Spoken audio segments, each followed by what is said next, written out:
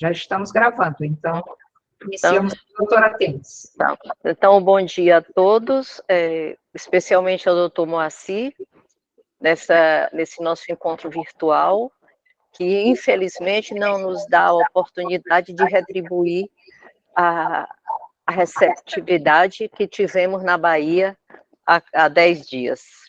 Nós estivemos na Bahia no encontro de corregedores e fomos muito bem recebidos pela doutora Cleonice, que nos recebeu a todos com um enorme prazer e nos permitiu ver as belezas da Bahia.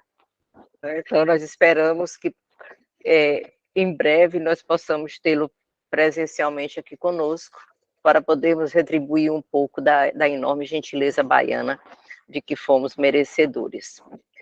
Esse é um encontro muito importante, patrocinado pelo CAOP, da Infância e Juventude, com o apoio da Escola Superior, da Corregedoria, para tratarmos daquilo que vem sendo o mantra da Corregedoria durante a minha gestão, que é orientação. A orientação, nós temos obrigações, como bem dizem as 3 resoluções do Conselho Nacional, que a nós cabe apenas cumprir e fiscalizar. As corregedorias, a fiscalização, e ao CAOP, orientação, e os promotores cumprir com as determinações das resoluções. São matérias de extrema sensibilidade, e ainda mais nesta semana tão trágica para as relações envolvendo adolescentes e atos infracionais, né, com a tragédia que tivemos que ver e, de certa forma, participar, porque as imagens nos levam ao centro da ação delituosa. Então, eu quero parabenizar o doutor Gleidson pela iniciativa, a doutora Carla Adriana e sua equipe da Escola Superior por apoiar o projeto e abraçar a causa, permitindo a difusão da orientação principalmente do CAOP, com relação à importância do cumprimento das resoluções.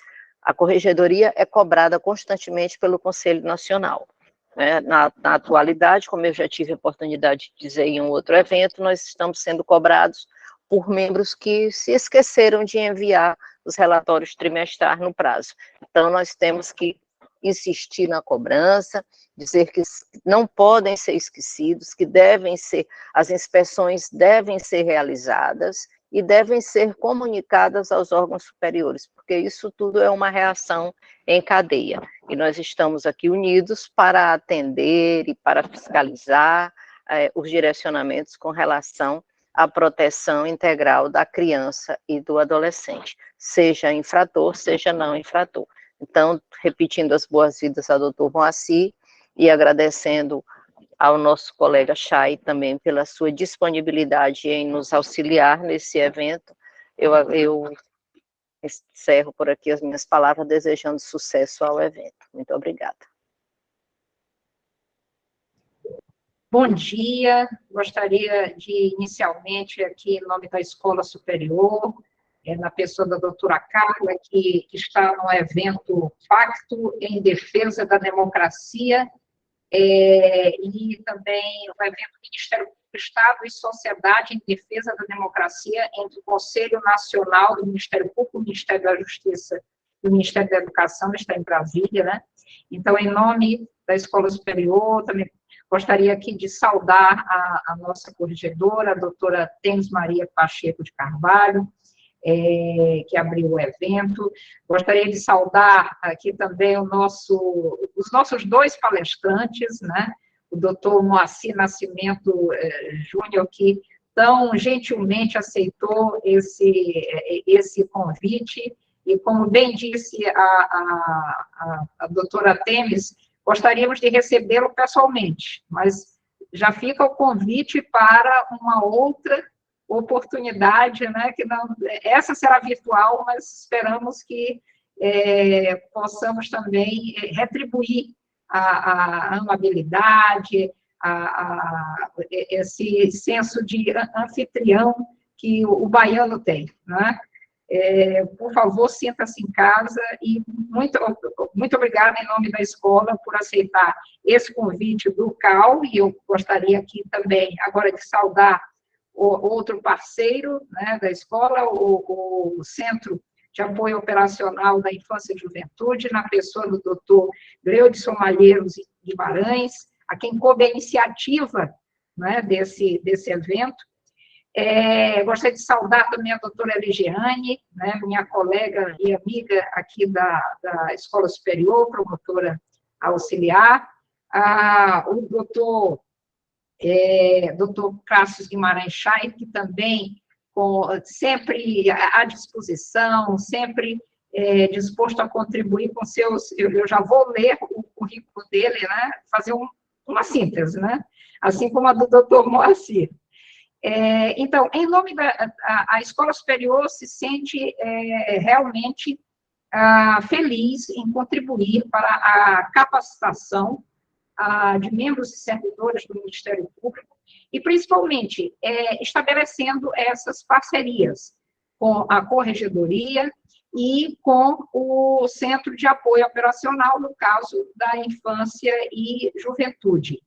E, principalmente, considerando a temática que teremos hoje, né, de inspeções obrigatórias do Conselho Nacional do Ministério Público, a importância, como já foi dito, frisado pela nossa corregedora, a importância do cumprimento das resoluções, né? Então, nesse intuito de orientação, é que a escola está sempre à disposição. Então, eu passo agora, eu vou fazer a apresentação dos nossos palestrantes.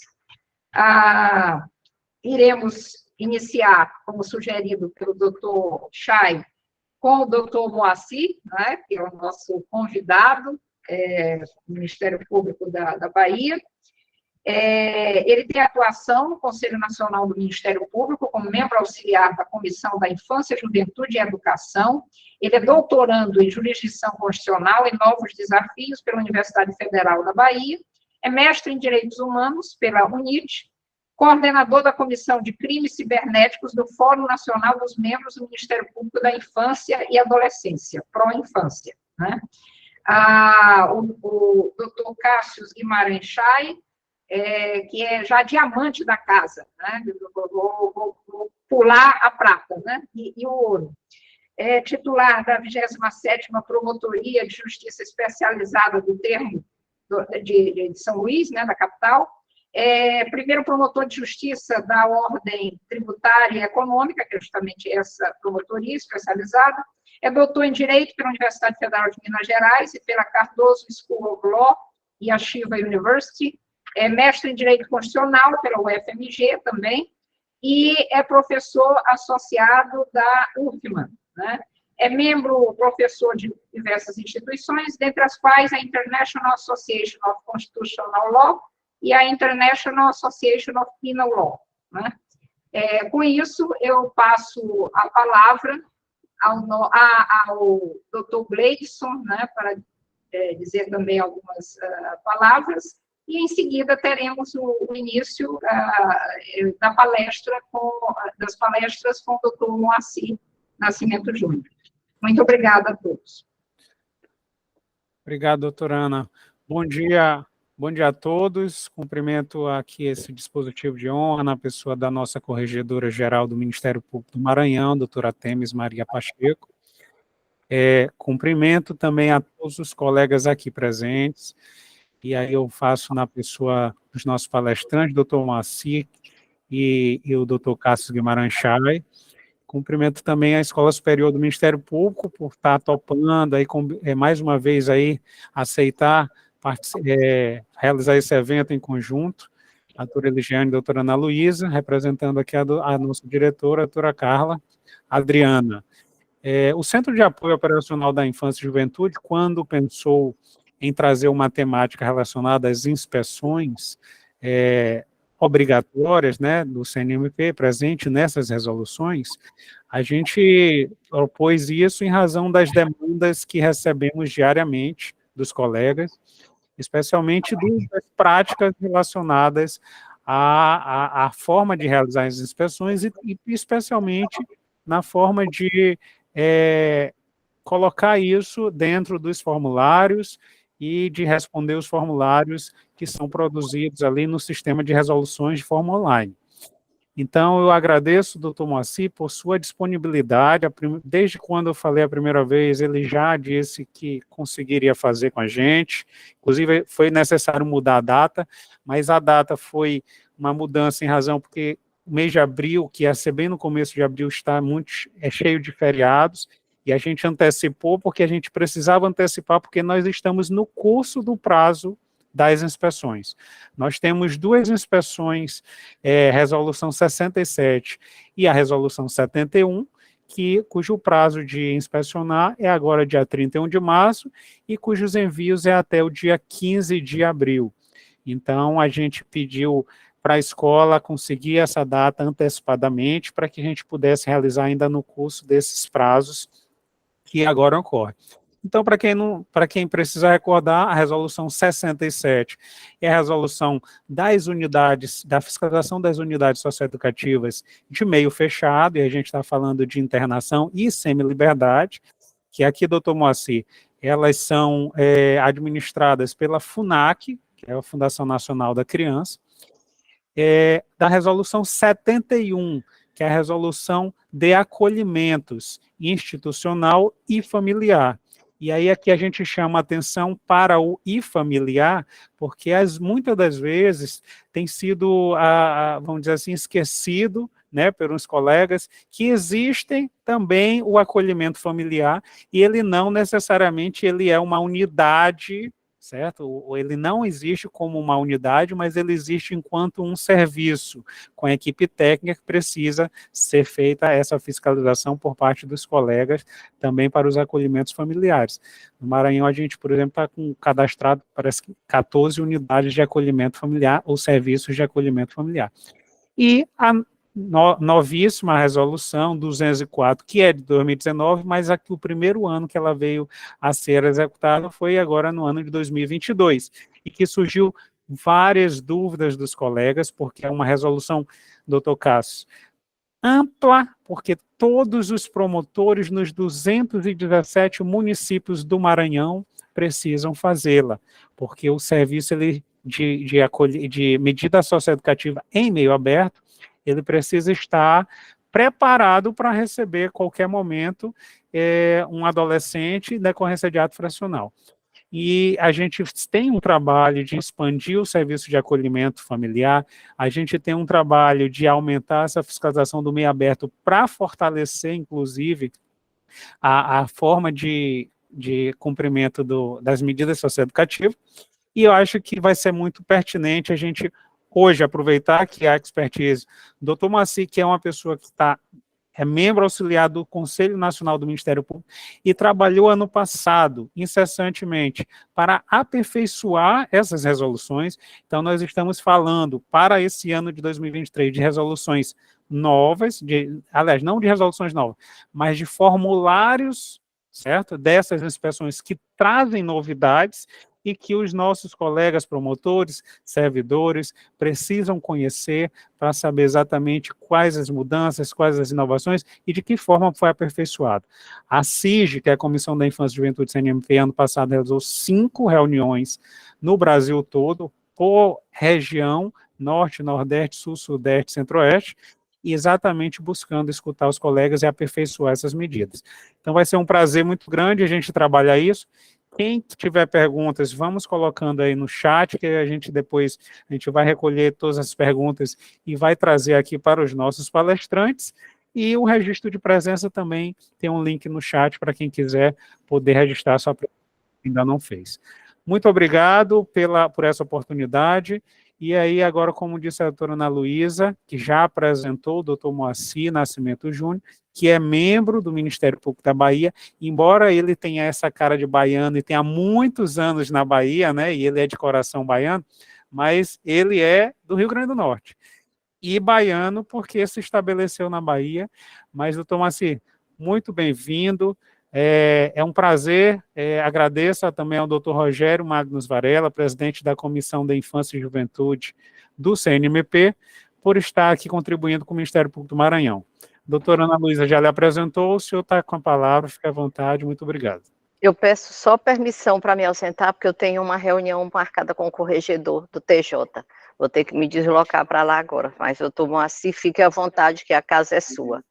Obrigado, doutora Temes. Então, deixa eu começar cumprimentando Vossa Excelência e dizer da minha grande vontade de estar aí em São Luís, não para usufruir de tudo que eu tenho certeza a doutora Cleonice fez pelo Colegiado de Corregedores, mas sentir o acolhimento aí de colegas tão queridos que atuam no MP do Maranhão, que são, acima de tudo, admirados pela qualidade do trabalho.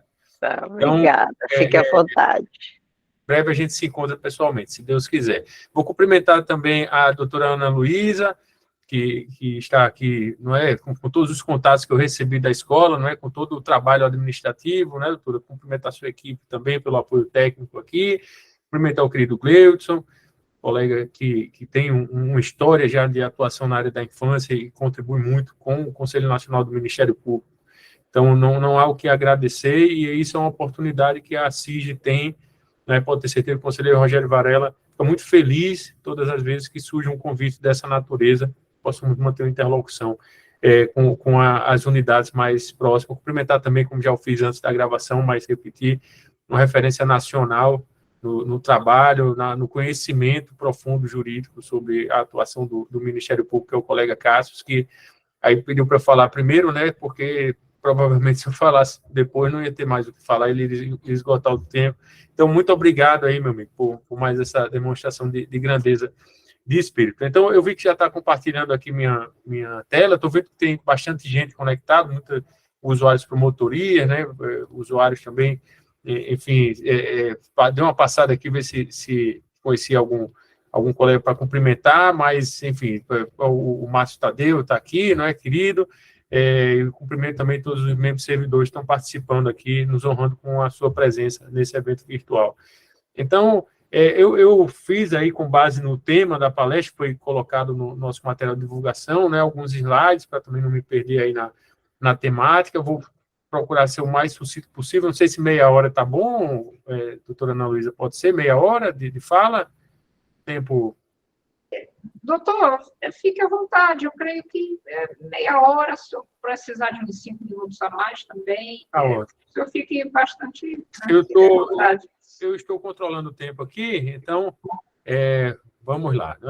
Nós temos aí uma divisão, eu fiz essa divisão da minha fala nesses tópicos aí, vou falar um pouco sobre a comissão e o CNMP, falar um pouco sobre isso que o Gleudson já adiantou muito, o meu trabalho também de falar sobre essa abrangência municipal da fiscalização que a Resolução 204 trouxe, falar um pouquinho sobre as inovações dos formulários que nós desenvolvemos aí em conjunto com os grupos de trabalho e toda a equipe da CIG para colocar aí na rua, né, ainda esse semestre, e um pouco sobre as perguntas frequentes que já foi pedido aí pela CIG, um apoio das corregedorias de divulgar essa página da nossa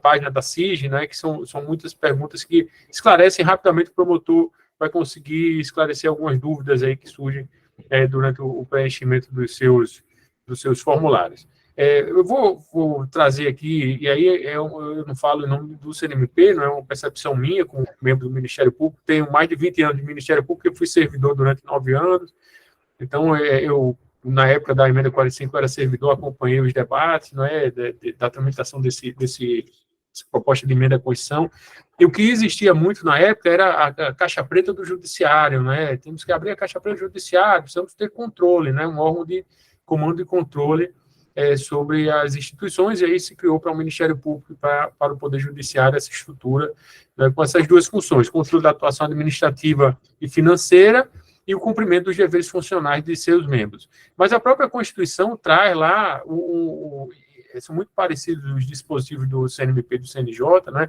instrumentos de atuação, como é que o CNMP bem desempenha essa função de órgão de controle. Ele pode editar normas jurídicas, né, normas jurídicas de natureza primária, o Supremo já disse isso, tem força de lei, não é tecnicamente, devo dizer que é um decreto, um regulamento autônomo, né, temos vários, e essas resoluções 67, 71, 204 são em grande parte exemplo disso, e em grande parte também que seria um regulamento executivo, detalhar o que já está no Estatuto da Criança e do Adolescente, uma atividade aí de fiscalização, né, que tecnicamente seria a realização de uma inspeção. Então foram muito felizes no título aqui do evento, não é, porque o membro do Ministério Público, de acordo com nossa lei orgânica nacional, tem o poder de realizar inspeções locais, coisas dentro das suas atribuições. Então, se temos poder normativo, precisamos ter poder de controle, de comando e controle, ou seja, de correcional, né, de quem não cumpre o dever previsto numa norma, tem que corresponder uma sanção, né, alguém faz algo que esteja proibido, né, enfim, faz parte, mas o que eu noto de passados aí quase 20 anos das discussões que levaram à reforma do judiciário é que tanto o CNJ quanto o CNMP viraram instituições muito mais preocupadas com a indução dos digamos, comportamentos positivos que trazem resultado para a sociedade, que vão trazer ganhos aí de eficiência, articulações nacionais. Então, isso está muito mais incluído no poder aí de recomendação, né? E são muitas as recomendações que o CNMP expediu, mais de 100, salvo engano, ou se não chegamos em 100, estamos bem próximos, e esse poder digamos, mandamental, né? De rever algum ato e resolver alguma questão, digamos, divorciada, a solução está divorciada do que seria uma punição, né? De uma atuação disciplinar. E aí, nesse contexto, é que existe uma comissão da infância e juventude e educação. Ela não, a Corregedoria Nacional, eu estou aqui no último andar do prédio, né? A Corregedoria Nacional fica no segundo andar, quer dizer, uma estrutura muito grande, bem equipada, mas que ela tem essa função correcional. Existem todas as outras estruturas que, no caso, as comissões, a ouvidoria, por exemplo, com essa vocação muito de estudos mesmo, de se debruçar sobre tudo que se faz no âmbito do Ministério Público Brasileiro na área de infância, juventude e educação, tentar perceber as boas práticas e pensar a forma de induzir a replicação disso, não é? E sem longe da ameaça de punição, não é disso que se trata. Muitas vezes é uma conscientização do colega, né, do membro do Ministério Público, da equipe dele, dos servidores, que se motivem para atuar, né, nessas temáticas, né? E a gente sabe que um promotor de instância inicial, numa comarca de jurisdição plena, ele, quer dizer, tem um mundo ali, né? Ele tem, digamos, um direito de planejar as suas prioridades. E cabe ao CNMP, por meio da Comissão da Infância, expor para esse colega como é relevante a atuação na área da infância, né? Então, essa comissão ela é presidida pelo conselheiro Rogério Varela, ela tem diversos outros membros, conselheiros do CNMP que integram essa comissão. Ela tem 2 membros auxiliares atualmente, eu, promotor de justiça na Bahia, e Mirela, promotor de justiça em São Paulo, que ficam com a atuação exclusiva de assessoria do conselheiro e de tocar algumas demandas mais executivas. E temos um corpo de servidores relativamente enxuto, né? 3 analistas e um apoio administrativo. Essa é a estrutura da Comissão da Infância e Juventude. Graças a Deus, existe uma figura no nosso regimento interno que é dos grupos de trabalho. Então, são muitos os grupos de trabalho que vêm sendo criados historicamente no Conselho, né? Atualmente temos na área do SINASE, da convivência familiar, da violência contra a criança e adolescente, salvo engano, o Gleudson faz parte desse GT, né, da violência. Temos um GT de trabalho infantil nas plataformas digitais, sempre com esse intuito realmente de reunir colegas aí com a vocação para o estudo, e também com viés prático, e também com uma ideia de diversidade, colegas de diversas regiões aí do nosso país, com visões de mundo que contribuam, né, para uma atuação, mesmo essa atuação que seja indutora do Ministério Público, do CNMP, que parta desse olhar, não é, de uma realidade que existe no Sudeste, que é totalmente diferente na região Norte, né, em estados da região amazônica, por exemplo. Então, a ideia, né, do conselheiro Varela de fazer esses 5 encontros regionais, que o Gleudson deu a honra de participar e contribuir no do ano passado, foi em Aracaju. A ideia é que nós façamos mais 5 encontros regionais esse ano o primeiro vai ser em João Pessoa, a gente está planejando aí para junho, né, Gleison? Você, como coordenador do centro, vai ser mais uma vez convidado. A gente pensa também em agregar a questão das equipes técnicas que participaram, né, nos outros encontros, e é muito importante trazer esses peritos, né, esses experts que a gente tem nas áreas extrajurídicas, né, na psicologia, assistência social, para pensarmos aí as soluções para essas questões. E aí houve uma conjugação ano passado, até por uma questão orçamentária e de calendário, de a gente conjugar as visitas técnicas com os encontros regionais. Esse ano a gente vai tentar conjugar também, mas a gente está fazendo planejamento de visitas técnicas autônomas.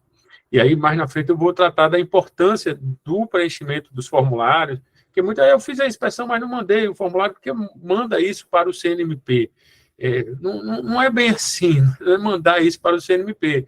É a formação de uma base de dados que possa ser consultada tanto localmente quanto aqui em Brasília, para a gente perceber que em determinado município do interior de Minas Gerais, como é o caso de Uberlândia, a gente tem um serviço de acolhimento familiar de ponta, e estamos indo lá visitá-lo para conhecer esse trabalho, junto com as equipes técnicas, entender como é a estratégia e tentar fazer com que isso se replique, porque é uma urgência, né, a gente avançar na qualificação do serviço de acolhimento familiar, que é um serviço extremamente complexo de ser prestado, mas também na ampliação existem estados sem serviço de acolhimento familiar a essa altura do campeonato, passado 13 anos de uma mudança legislativa que impôs uma prioridade desse acolhimento. A criança não deve ficar acolhida numa instituição, e sim em um lar, né, com uma família capacitada, com acompanhamento, com apoio técnico, para que isso não traga todos os traumas que conhecemos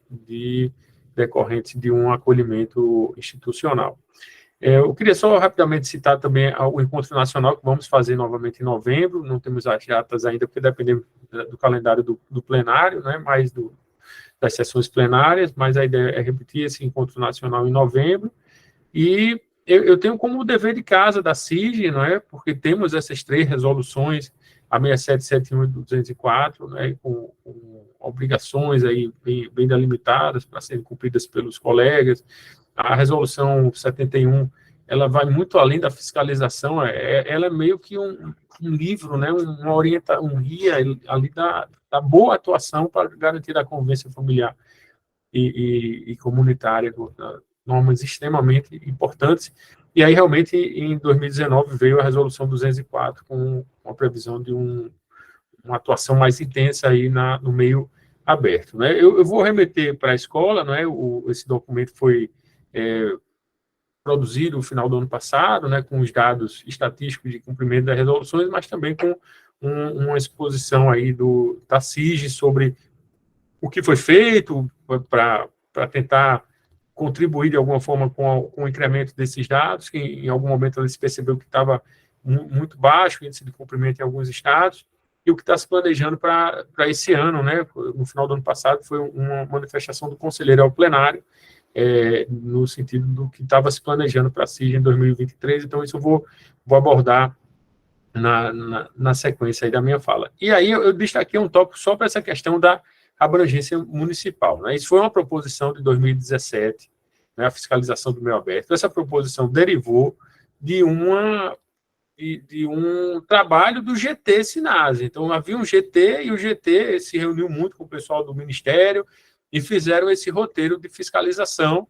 Isso ficou tramitando no CNMP até 2019, quando, sob a relatoria do conselheiro Silvio Amorim, isso foi aprovado, né? Então, veio a pandemia e todo aquele normativo de dispensa das inspeções por questões aí da emergência sanitária, e 2022 foi realmente o primeiro ano, digamos, de obrigação de os promotores fazerem esse trabalho e lançarem os dados no sistema de resoluções. E chegamos a dados expressivos, né? Fizemos 4.483 fiscalizações, não é? Uma ordem de cumprimento de 87,6%, e o engajamento aí de 239 profissionais da mais alto nível, né, assessorando os membros do Ministério Público nesse trabalho de acompanhamento do meio aberto. A gente tem números muito maiores aí de profissionais nas resoluções 67 e 71, mas isso não é uma demonstração de como trabalhamos, né, enquanto Ministério Público Brasileiro. Para ter uma ideia, em 2021 não era obrigatório fazer a inspeção, né, mas mesmo assim chegaram 1.448 relatórios aqui no CNMP.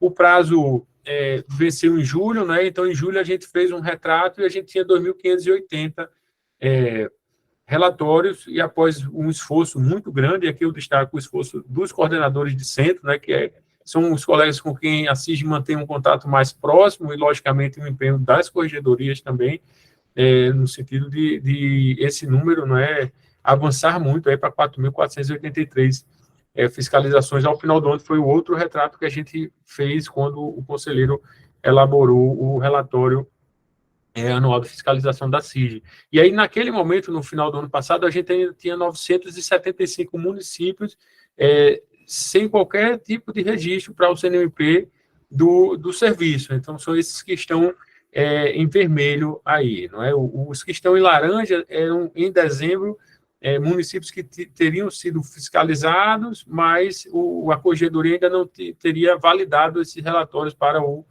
o CNMP.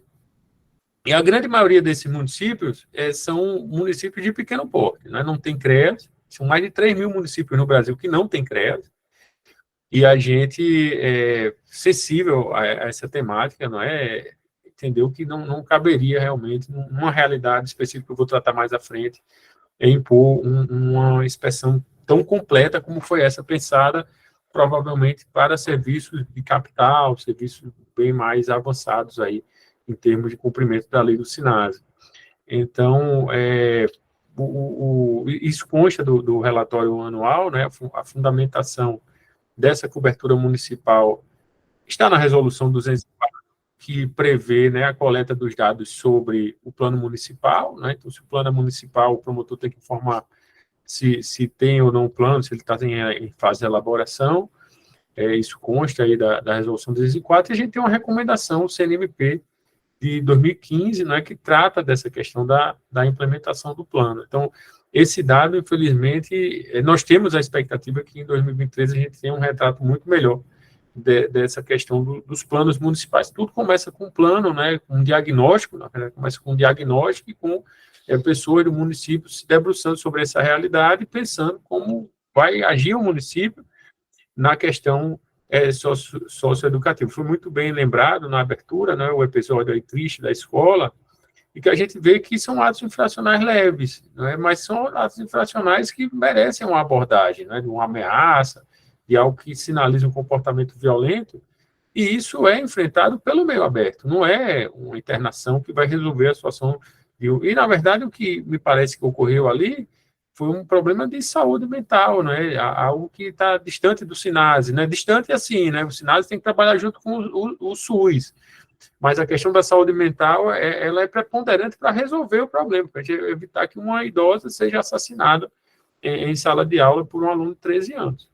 Isso aí é um fato muito triste, e que, se tivéssemos um sistema socioeducativo mais equipado, isso não depende também só do sistema, depende do sistema de segurança pública fazer o adequado processamento aí das notícias criminais que chegam, de identificar os adolescentes e reunir provas para responsabilizá-los, do sistema de justiça, de não deixar tudo prescrever na vara da infância, e não julgar esses adolescentes. Mas, em 27 de fevereiro, a gente tirou esse novo retrato aí, a gente já tem uma melhora muito boa aí da cobertura. Eu vou falar mais à frente do que seria uma orientação da CIG em relação ao cadastramento. A gente tem aqui índice de cumprimentos que foram divulgados da 204, no relatório anual, e os outros percentuais também estão no relatório.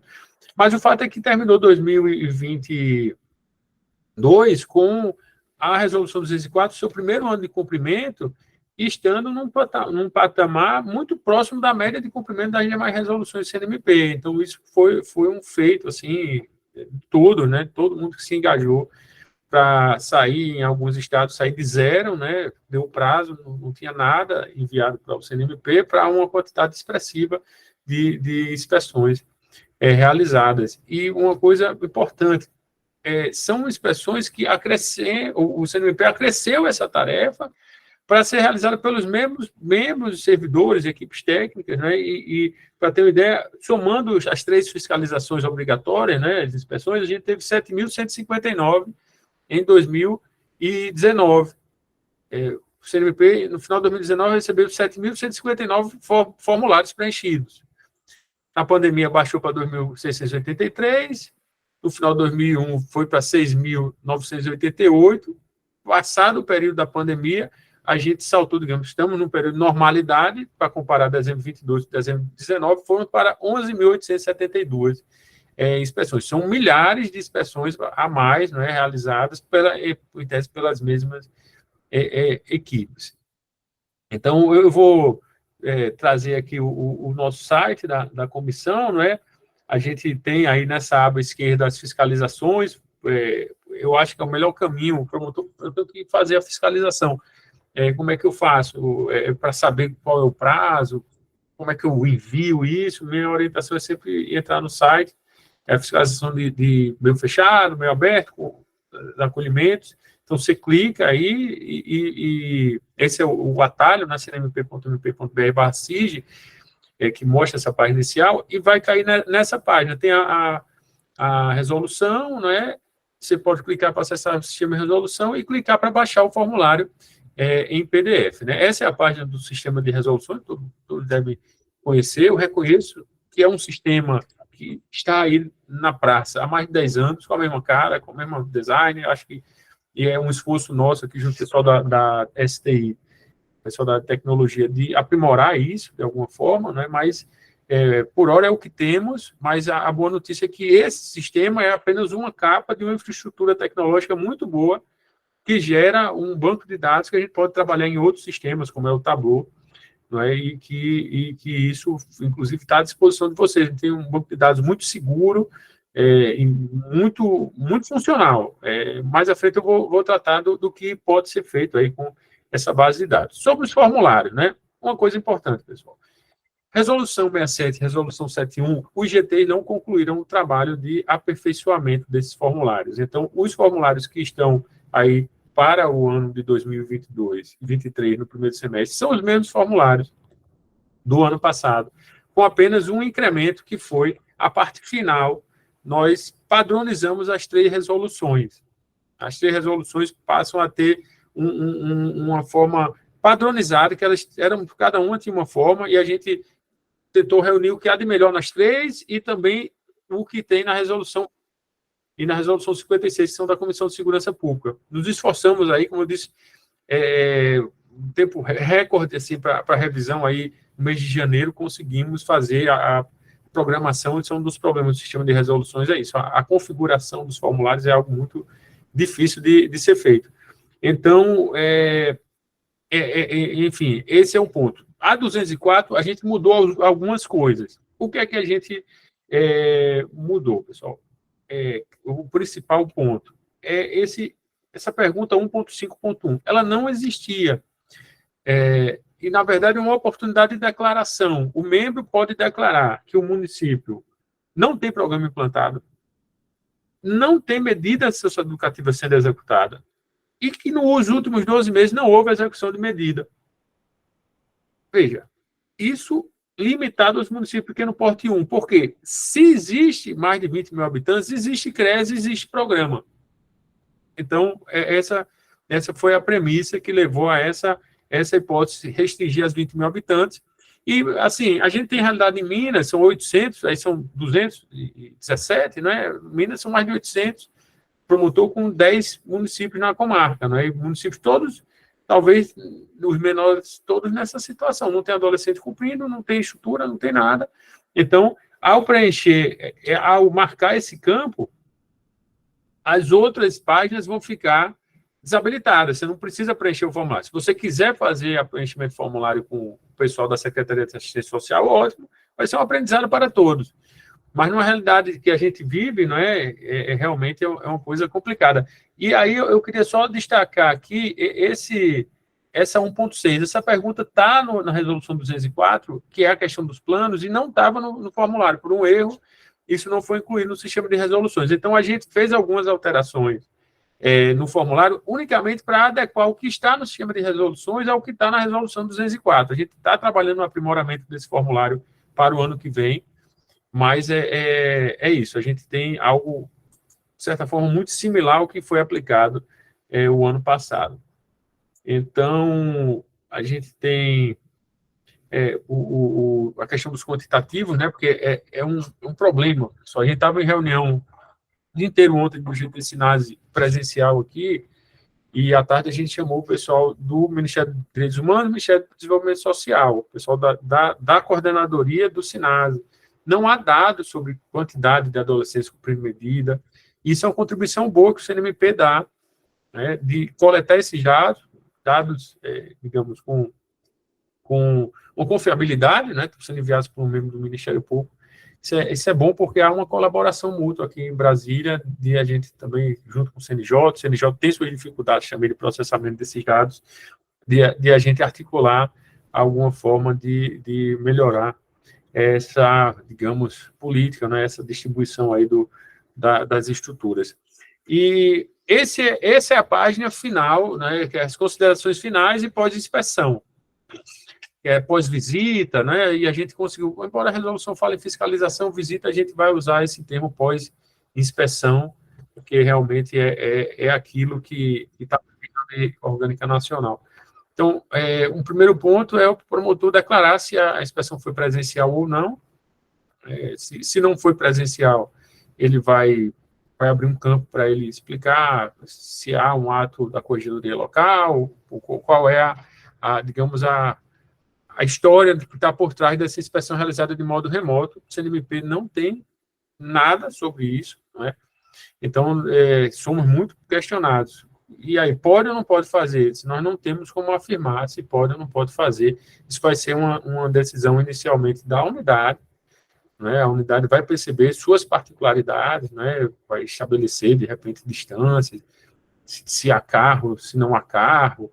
São várias questões que me parece, e aí é uma opinião minha, né? Não cabe ao CNMP entrar agora nessa análise, né? E a ferramenta tecnológica está aí, né? Ela tem o seu valor, e a questão da autonomia do Ministério Público é um valor muito caro para o CNMP, inclusive ele tem a função de defendê-la. Um segundo ponto, está padronizado aí nas três, é uma vinculação dessa inspeção a um procedimento administrativo. Isso não está regulado pelo CNMP. Existe uma resolução, que é 174, que trata de procedimento administrativo para acompanhamento de instituições. Algumas corregedorias, como a de São Paulo, regulamentaram e exigem que o membro do Ministério Público com atuação na infância instaure um PA para acompanhar as instituições. Está fazendo um diagnóstico. Se eu disser não, ok.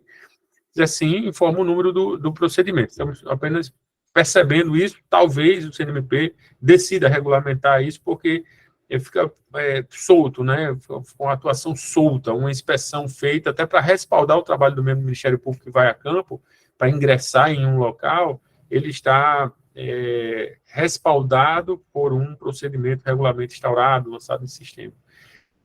Sobre a equipe técnica, não é? A gente tem estados muito bem de equipe técnica, estados com a equipe técnica mais reduzida, então a gente, tentamos fazer esse diagnóstico no final do ano passado, com a grande colaboração das unidades, mas terminou que não foi um diagnóstico que gerou dados tão confiáveis, então a gente deu essa divulgada aí no final do ano com o relatório, mas decidimos criar uma forma de o promotor declarar isso, que a gente vai ter como tabular isso de uma maneira mais confiável, né? Tantos por cento das inspeções do Estado X tem equipe técnica, tantos não tem.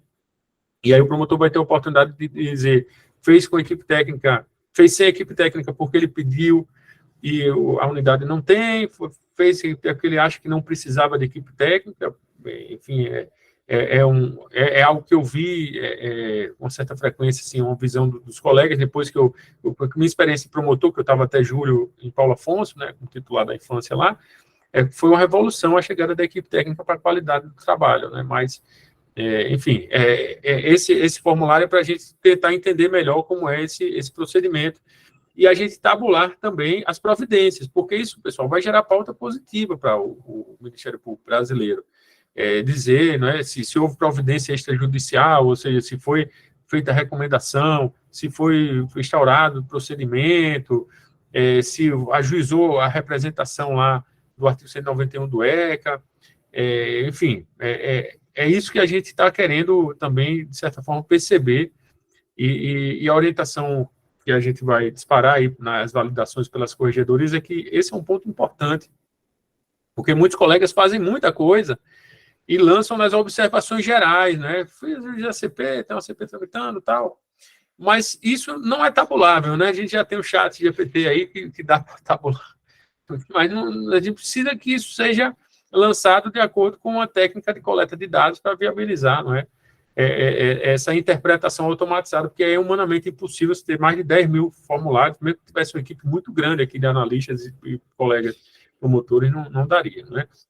Então, é isso, as observações gerais aí é um espaço que o promotor pode usar da forma como entender melhor, mas, como eu disse sempre, não transportando para esse campo, digamos, genérico, dados que precisam ser lançados em campos específicos. E aí, só para me encaminhando aqui já para o final, eu queria destacar a importância dessa recomendação 33, eu já falei da importância das equipes técnicas, né, e ela traz aí foi uma das recomendações mais importantes, né, do CNMP, na questão da criação de promotorias especializadas, né, e com esse recorte aí de 100 mil habitantes, que isso já está meio complicado, porque o CNJ elevou o patamar lá para 300 mil, mas eu acho que o ponto principal é entender que o membro do Ministério Público da Infância, para fazer um bom trabalho, precisa de equipe multidisciplinar, dando assessoria a ele. Então, essa coisa, né, de um pedagogo, psicólogo e assistente social em toda promotoria é um sonho, né, mas isso seria um ganho muito, muito grande de produtividade aí, de resultado, e a própria recomendação fala que, numa eventual ociosidade e tal, isso ficaria à disposição do colega que é promotor da área do idoso, da pessoa com deficiência, que precisa fazer alguma avaliação técnica de algum caso específico. E tem essa previsão aí que as corregedorias precisam ter colegas com especialização, né, que tenham uma vivência um pouco maior na área da infância, justamente para trazer aí as orientações e uma visão de corregedoria mais qualificada em relação a isso. Então, pessoal, sobre os dados, né, nós já temos os panoramas da 67 e da 71, estamos trabalhando no panorama da 204, isso não tem ainda uma previsão de data, mas a gente queria aí até o final do ano lançar esse panorama. É uma coisa bem complexa, temos cientista de dados aqui no CNMP, um pessoal que, de certa forma, sobrecarregado, né, e a gente tem agendado as reuniões e tentando avançar aí com a maior velocidade possível. Mas o que eu queria dizer é que o Maranhão poderia se inspirar aí na Bahia. Recentemente, a doutora Norma baixou esse ato, né, criando um GT do próprio Ministério Público da Bahia para gerar o seu próprio BI. Isso é possível, colega Chay e Gleudson. Os dados estão custodiados no CNMP, não é mais, os dados são seus. Na verdade, os dados são dos colegas, entendeu? É uma inspeção do colega para as suas providências que são sagradas. As providências que se adotam em relação a irregularidades identificadas são sagradas. As estratégias, se judicializa, se não se judicializa, se instaura, se faz negociação. Isso é da nossa autonomia, algo muito caro para o Ministério Público e para a sociedade, sobretudo. Mas isso está no CNMP por uma necessidade do CNMP controlar o cumprimento de um ato normativo e por uma necessidade também de conhecermos, né, enquanto órgão de controle, as realidades e, como eu falei no início, tentar perceber onde existe uma realidade positiva para pensar uma forma de isso se replicar. Então, os dados estão à disposição, a TI de vocês, conversa com a nossa TI aqui, isso vai tranquilo, atualizado 24 horas, atualizado em tempo real, entendeu? Para saber o que está cumprindo, o que não está cumprindo, fazer curvas e históricos, tudo isso dá para fazer. Os dados, como eu disse, são armazenados de uma maneira muito boa para fazer esse tipo de tratamento. E isso foi anunciado, né, no nosso relatório anual, né, o 2023, assim, está engajado aí nessa questão dos procedimentos internos de comissão para acompanhar a atuação das unidades, né, a análise de dados com esse novo BI e um aprimoramento dos BIs aí da 67 e da 71, eu já falei das visitas técnicas, não é, divorciadas da ideia do encontro regional, para a gente conhecer as boas práticas, sobretudo, e interagir com as equipes técnicas locais. E, se Deus quiser, em 2024, a gente vai ter formulários. Estamos trabalhando para termos formulários mais enxutos, né, ter uma forma de que os colegas também não se vejam numa estafa, né, você tenha 10 comarcas, eu acho que no Maranhão não tem isso, mas é um volume de dados que termina, se você faz muitas perguntas, você gera o risco do dado chegar com erro, né? Então, a gente está pensando aí com muito carinho nesse enxugamento dos formulários. E aí, só para fechar aqui rapidinho, perguntas frequentes, não é? Temos aqui no site, no canto esquerdo, os membros do Ministério Público não precisam pedir a CIG para acessar o sistema de resoluções, porque todos os membros, em tese, já se acessam. Os servidores podem pedir acesso, os servidores de corregedoria, servidores das promotorias podem pedir esse acesso para o preenchimento, enfim, isso aí é possível por meio de um formulário que a comissão disponibilizou. Em algum momento, a gente quer que a corregedoria local faça esse cadastramento, mas, por hora, a corregedoria local recebe a demanda e encaminha, a gente tem um controle maior desse acesso aos dados. A pergunta aí da inspeção não presencial é só, não há uma regulação, né? Então isso está posto aí na nossa parte de perguntas frequentes, e aí vai ser uma questão tratada caso a caso, inicialmente pelas unidades. E a pergunta realmente que se fez muito, e eu acho que o Maranhão ainda tem municípios que não estão lançados no sistema. Não tem CREAS, não tem equipe de proteção social especial vinculada à gestão da assistência social. Eu vou cadastrar quem, não é? E aí, nossa sugestão, desde o ano passado, é que o órgão gestor da assistência social seja cadastrado, a Secretaria Municipal de Assistência Social do município X. Enfim, aí o promotor pode cadastrar, eu vou cadastrar o município logo, porque eu quero lidar diretamente com o prefeito. Ok, tudo bem.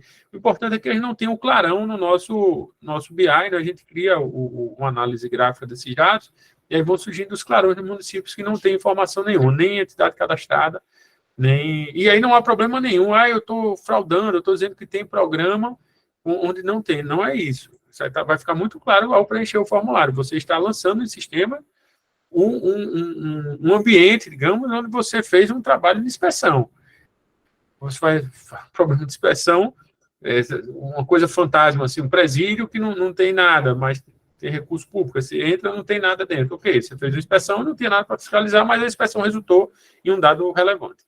Então, essa orientação, embora ontem mesmo na reunião se criou essa ideia aí de que essa questão da socioeducação estar na assistência social não é o mais adequado, né? A gente termina trazendo mundos aí de um serviço extremamente complexo para uma estrutura já muito cobrada, né? Mas isso é um assunto para o futuro, então a gente mantém essa orientação da questão do órgão gestor. Terminei usando os 5 minutos que a doutora Ana Luísa me concedeu, agradeço aí por essa benevolência e deixo meus contatos, né? Somos todos colegas, estou à disposição, meu WhatsApp, não é? Vamos trocar ideia, pessoal, a gente tentar construir aí soluções para avançar na área da socioeducação, na área do acolhimento. Estou à disposição de vocês aí para dialogar e agradecer mais uma vez por essa oportunidade aí de estarmos juntos nesta manhã. Devolvo a palavra para a doutora Ana Luísa. Doutor Moacir, parabéns, muito obrigada em nome da Escola Superior por essa explicação, por essa didática com que o senhor expôs o tema e que certamente muito ajudará os nossos colegas, membros e servidores do Ministério Público. Sem mais delongas, eu passo a palavra ao nosso mediador, doutor Gleison. Obrigado, doutora. Tomás, muito obrigado aí por sua participação.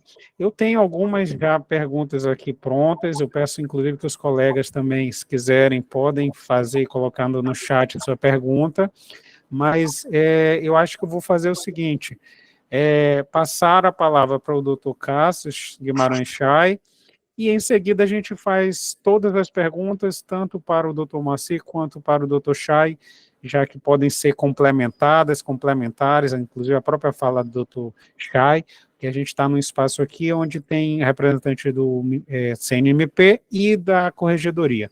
Então, acho que as perguntas podem se complementar. Então, acho que a gente pode dar continuidade, antes das perguntas serem formuladas, com o doutor Cássio Guimarães Chay. Bom dia a todos e a todas. Antes de mais nada, eu quero externalizar a minha profunda gratidão por essa oportunidade aos amigos e amigas que representam tanto a Escola Superior do Ministério Público, na pessoa da nossa diretora, a professora doutora Carla Adriana Farias Vieira, as colegas professoras doutoras, membros auxiliares da Escola Superior, professora doutora Ana Luísa Almeida Ferro, professora mestra Ligiane Carvalho, e o nosso querido amigo e coordenador do Centro de Apoio Operacional da Infância e Juventude, o doutor Gleudson Malheiros Guimarães, primo. Moacir, meu querido amigo, nosso conferencista, é sempre uma alegria encontrá-lo.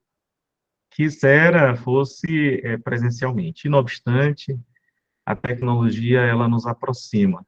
Ela faz com que, na ruptura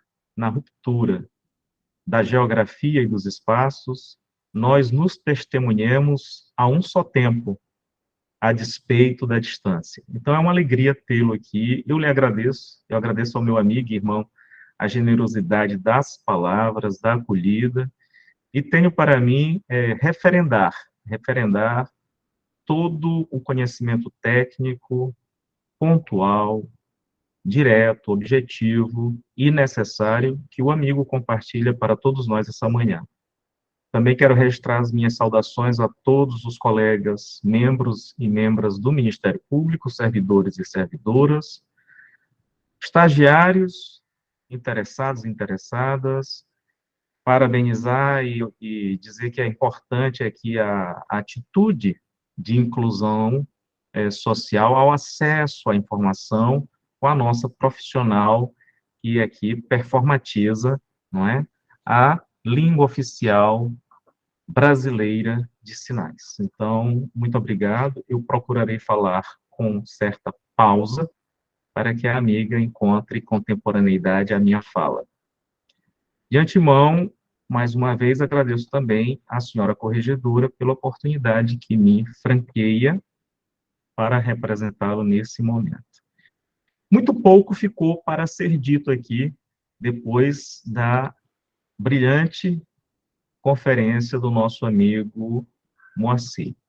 Então, eu vou me permitir compartilhar num recorte, inclusive, Moacir, confesso que me apropriei de 2 fotografias da sua apresentação, à qual prestei atenção de todo modo possível. Então, eu gostaria de iniciar, feitos os agradecimentos, importante contribuir que essa participação aqui da Corregedoria, ela se circunscreve sobre 2 vieses. O primeiro deles, abrigar, acolher e, do plano local, dizer que o senhor representante do Conselho Nacional, da Comissão Especial para Políticas, Planejamento e Ações, Programas e Projetos à Infância e Juventude, no plano local, tenha que nós aqui do Ministério Público do Estado do Maranhão, ombreados com o nosso coordenador do Centro de Apoio Operacional, a figura do senhor Procurador-Geral de Justiça, doutor Nicolau, e da senhora Corregedora-Geral, empreenderemos ainda maiores esforços para que alcancemos, na unidade do Ministério Público Brasileiro, a efetividade de pensarmos e concretizarmos os 2 princípios voltados à criança e ao adolescente. Tê-la, a criança, e tê-lo, o adolescente, como prioridade absoluta dentro e do alcance de uma prioridade de ação, de uma prioridade de políticas públicas que convirjam para efetivamente uma experimentação de dignidade do ser humano, criança e adolescente. Então, meu professor Moacir, me permitindo a interlocução, nós temos feito aqui na Corregedoria, no Ministério Público do Estado do Maranhão, também um recorte de dados para que possamos ter um controle mais afinado, inclusive com os procedimentos correcionais, sempre dando preponderância ao caráter orientativo. Essa é a política da senhora Corregedora-Geral do Ministério Público, doutora Tênis Maria Pacheco de Carvalho, preponderar sempre a orientação, sem prejuízo das medidas, quando necessárias, de um caráter mais próximo da vertente disciplinar. Então, hoje, professor Moacir, nós escolhemos da sua apresentação esses dois gráficos, esses dois mapas, em que estão aí ressaltadas, né, as lacunas da implementação, da eficácia de políticas públicas, desde a fase do planejamento, ou seja, do pensar a política voltada à prioridade absoluta e à proteção integral à criança e ao adolescente, no Pacto Republicano pelo Poder Executivo local, de 57 de 217 municípios no estado do Maranhão. O Maranhão compreende 217 municipalidades, das quais, hoje, lamentavelmente, 57 cidades, 57 chefes e chefas de poder executivo, membros e participantes, integrantes dos poderes legislativos desses municípios, não ainda se atualizaram com os compromissos constitucionais da missão constitucional de proteção à criança e ao adolescente como política de prevenção à prática de atos análogos a crimes, como política de prevenção a um contexto de termos crianças e adolescentes em circunstâncias de conflito com a lei, e muito mais grave, em um completo contexto dissonante entre paternidade responsável, família estabilizada da perspectiva institucional e afetiva, e uma atuação do poder público. Porque se hoje falecem dados que preencham todos os campos, pensados com muita percussência pelo amigo da posição de cientista, pelo que lhe parabenizo, né, porque eu também sou um aficionado, posso dizê-lo, sobre o direito da infância e da juventude. E, infelizmente, nós precisamos caminhar a passos mais largos, desde a fase de um planejamento como construção resultante de uma mentalidade comprometida com o ser humano criança. E isso, infelizmente, a sociedade brasileira, ela margeia a percepção de que criança também tem um padrão de cidadania a ser respeitado. Então, hoje, infelizmente, nós temos 57 municípios, e a Corregedoria aqui tem expedido comunicações diuturnas aos colegas, e nas próximas semanas haverá a expedição de um ofício circular diante do prazo que já foi pontuado pelo professor Gleudson, pelo colega Gleudson e pelo colega Moacir, já que estamos no mês sensível de coleta de dados através do preenchimento correto, adequado e obrigatório, já que temos uma norma impositiva mencionada pelos colegas que me antecederam, no preenchimento dos formulários que, a rigor, nada mais são do que as coletas de dados, para que todos nós aqui possamos pensar uma política de uniformidade no campo de uma ação coletiva. Porque se o direito não tem resposta para todos os problemas sociais, vivemos com a esquizofrenia de que nenhuma lesão ou ameaça a direito estará subtraída da apreciação do Poder Judiciário. Né? A política é, antes de tudo, uma escolha social. E utiliza-se funcional e estrategicamente do direito para exteriorizar as suas próprias pretensões políticas de estabilidade e pacificação social. Então, a minha fala, que será breve, porque me foram franqueados 20 minutos, eu vou tratar nos 15 minutos que me restam sobre essa regularidade e contemporaneidade, visando uma igualdade por eficiência e efetividade do binômio proteção integral e prioridade absoluta. E qual é o papel da corregedoria, que instrumentos dispomos aqui para, juntos com os colegas, membros, promotoras e promotores, servidores e servidoras, levarmos a bom êxito essa obrigatoriedade. Eu não vou retomar aspectos conceituais sobre as resoluções, porque isso já foi muito bem pontuado pelo colega Moacir. Entretanto, a título pragmático, só para elucidar para onde os nossos olhos devem estar voltados quando coletamos esses dados e precisamos interpretá-los. Parabenizando também mais uma vez o colega Moacir e toda a equipe, que com a reformulação do instrumento de coleta de dados, notadamente das resoluções 67 e 71, neste novo padrão de coleta de dados, mesmo tendo ocorrido aquela atualização em 2017, de um formulário antecedente, contemporâneo à publicação da resolução, fica uma sugestão aqui, nossa, de uma perspectiva, claro, científica, entretanto, estritamente estratégica para as nossas práticas institucionais de convergência e fortalecimento do espírito de unidade para darmos eficácia e alcançarmos efetividade às políticas de proteção integral e de prioridade absoluta à criança e ao adolescente. Então, verificar se as fiscalizações nas unidades para cumprimento de medidas socioeducativas de internação e semi-liberdade estão sendo realizadas de maneira uniforme por nós, membros do Ministério Público. A coleta do dado ela é importante, porque ela vai permitir que nós tenhamos diagnósticos também permanentes a repensarmos as nossas ações, de modo a que nós possamos dar cumprimento às nossas missões constitucionais.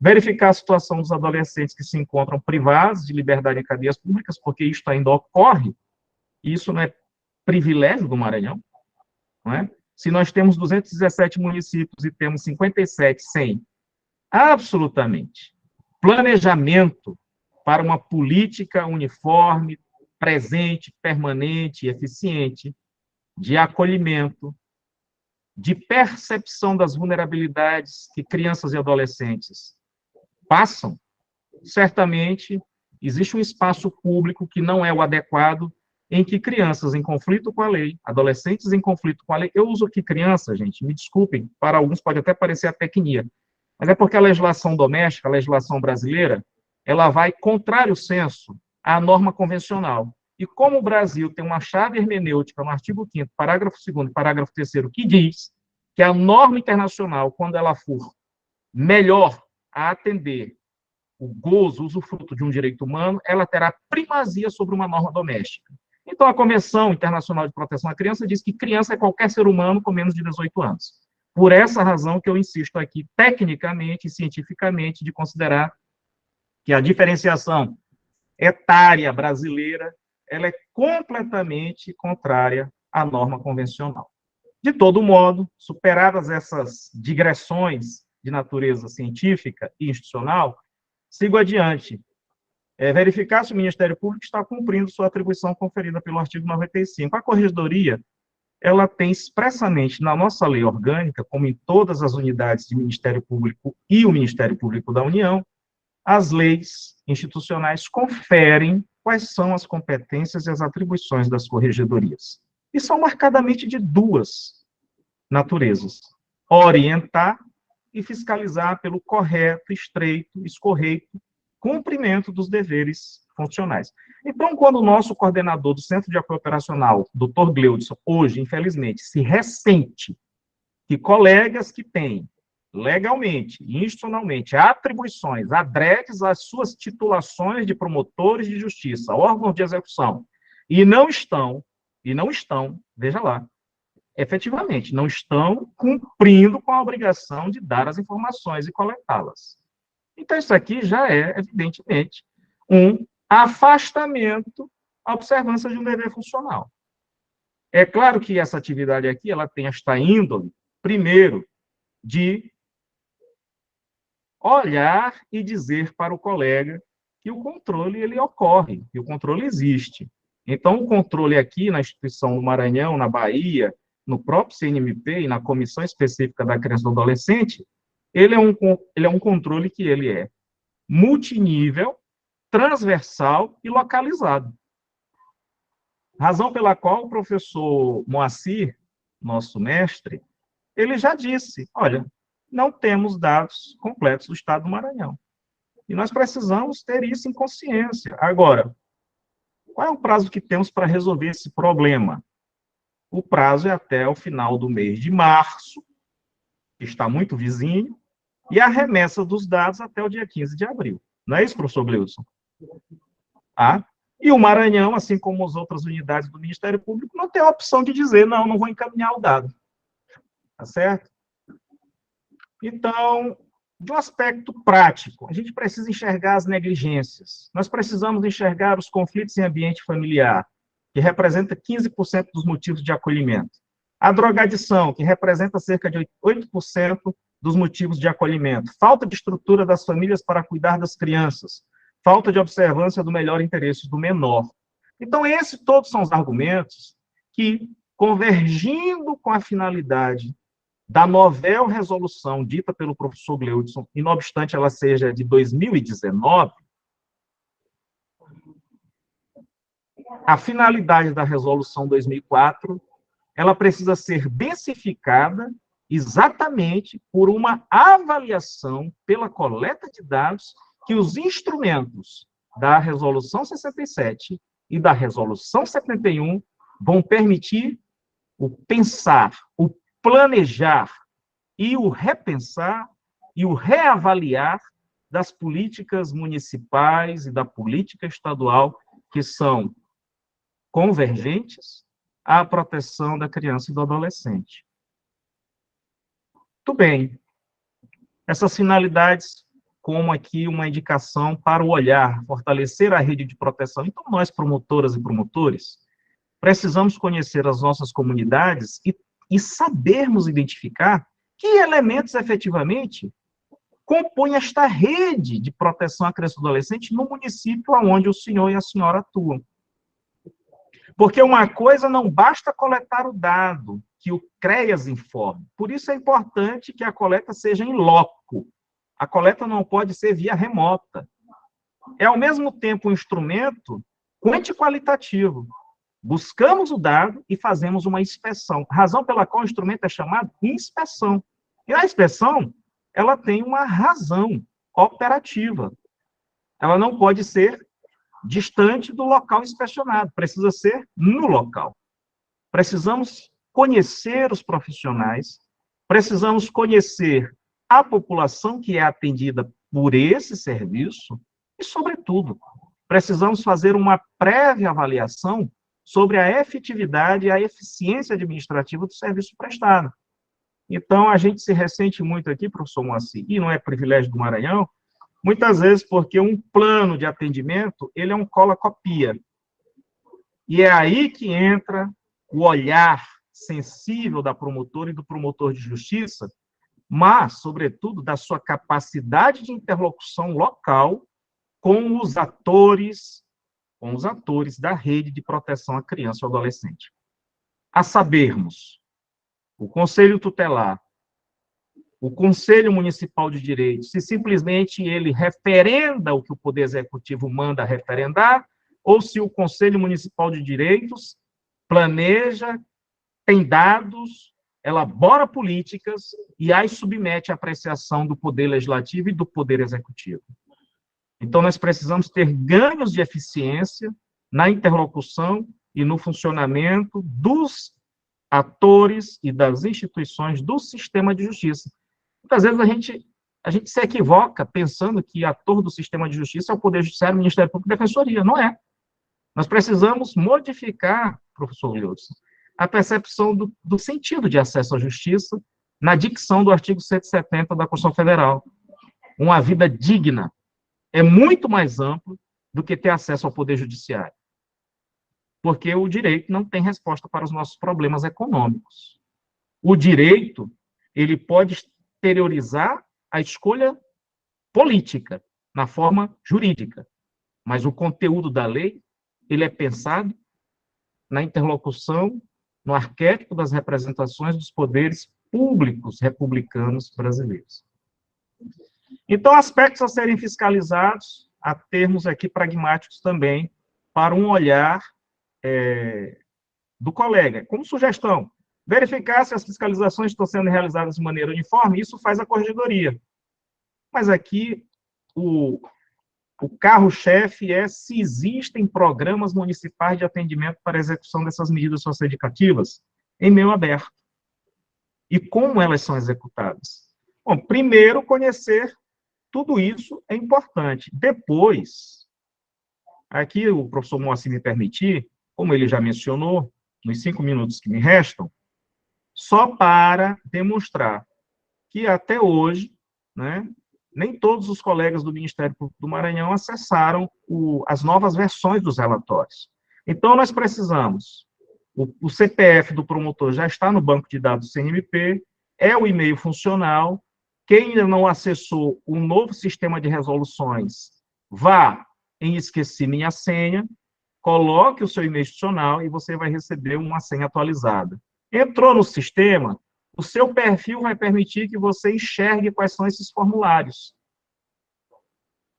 Se o servidor com quem você está trabalhando ainda não tem esse acesso cadastrado, o colega promotor e promotora pode baixar o formulário e permitir que o servidor tenha conhecimento prévio. É importante que nós conheçamos o instrumento de coleta de dados antes de ir fazer a inspeção. Porque o instrumento, como disse o professor Moacir, ele tem uma diversidade de campos a serem preenchidos e olhares. Até te parabenizar, Moacir, que essa versão da sua equipe, você e dos seus colegas, ela, inclusive, reduz o espectro dos eixos de avaliação, que antes eram 25 ou 32, não é? Se não me falha a memória, eram um pouco mais amplos, e agora eles foram reduzidos. Então, colegas, quando vocês acessarem o sistema, esse aqui é o formulário da inspeção semestral. O marco cronológico já vai ficar designado, a periodicidade, e esses campos, e como eu mencionei, ele tem aqui, ó, 21 variáveis a serem preenchidas. Esse mesmo sistema de resoluções aqui, 67, vai permitir que o colega acesse também a semi-liberdade. Então, é bastante intuitivo. Antes de fazer a inspeção, precisamos conhecer aqui, né, quais são as vertentes de coleta de dados para que os nossos olhares, eles se dirijam, naquele momento da visita, para essas, digamos assim, variáveis, e a gente possa, então, lançar os dados. Inclusive, tem aqui o campo, parabenizar também o Moacir e a equipe, que permite a complementação de outras informações adjacentes, resultantes e contemporâneas às inspeções. O mesmo sistema de resoluções, ele facilitou a gestão e o acesso, porque o primeiro campo de acesso é 67, depois o 71, e você altera o seu perfil de acesso e vai até a resolução 204. O que é preciso dizer aqui de nós, do Maranhão? Hoje nós temos instituições cadastradas, municípios com cadastros apenas do 217, 57 não tem qualquer cadastro. Isso precisa ser superado, no sentido de uma mobilização institucional nossa, para que, enxergando as causas, identificando as causas da não existência de um planejamento municipal, a implementação da política de prioridade absoluta e proteção integral à criança e adolescente, tenhamos uma estratégia coletiva disso. É só como sugestão. Certamente, meu amigo já deve ter pensado e elaborado tudo isso, não é? Mas, de todo modo, é importante que, diante dessa ausência de dados e de registros, hoje, nós tenhamos essa perspectiva. Aqui a corregedoria, a doutora Temes, como ela mencionou, Sua Excelência, a senhora corregedora, mencionou na abertura dos trabalhos, a Corregedoria Geral, ela tem envidado seus esforços para a comunicação com os promotores de justiça que atuam nessas comarcas que abrangem essas municipalidades. Porque, Moacir, 57 municípios não significa 57 comarcas. Nós temos aqui comarcas que abrangem 4, 5 municípios. E estes municípios, nessas comarcas, lamentavelmente, nenhum deles destoa dessa ausência de um planejamento para a implementação da política da prioridade e proteção absoluta à criança. E, por fim, nós temos o último formulário, como já foi mencionado pelo doutor Moacir. Bom,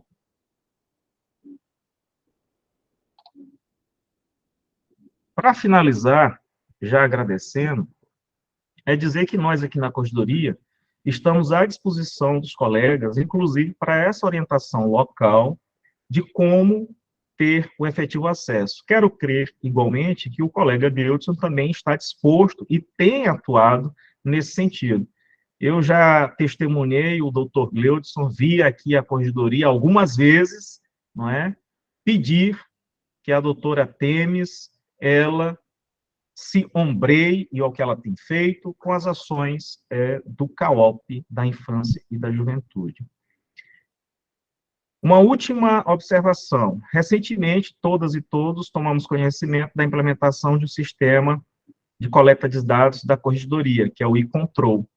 E esse sistema também, ele busca no banco de dados do SIMP, que é o Sistema de Gestão e Uniformidade da Informação do Ministério Público do Estado do Maranhão, esses dados que os colegas precisam inserir no sistema, informando o cumprimento dessas atribuições ministeriais.